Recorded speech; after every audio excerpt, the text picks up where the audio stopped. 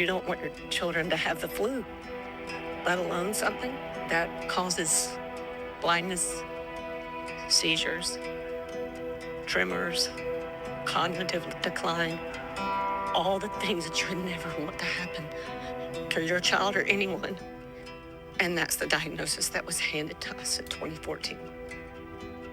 Tomorrow is my birthday. And you want to know what you can do for me for my birthday? Because I don't really ask you guys for much, and I am asking you here.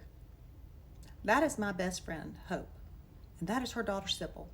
And Sybil and my daughter grew up together.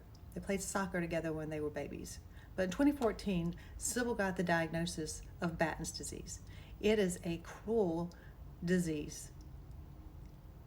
Sybil has done so much despite this disease, but it is progressive and there's no cure. But there is treatment and hope through some new genetic treatment. But they have to pay for that. They have to pay for this genetic treatment, and it is expensive.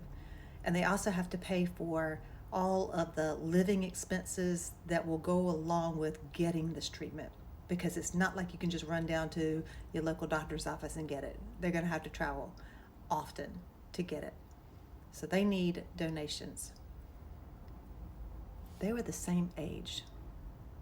Sybil should be living her life like my daughter is. But instead, she's dealt this. Watch this and tell me why you can't give.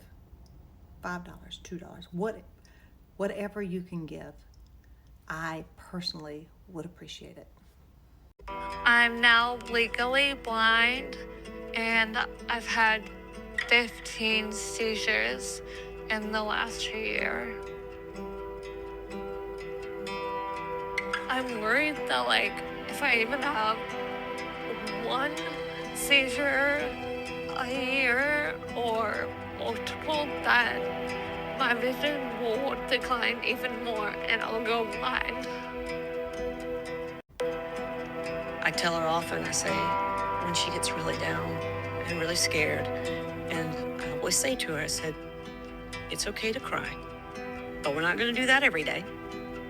And when you are sad and when you do feel like crying, I don't want you to cry alone. You make sure you let me know, and we'll cry together on those days.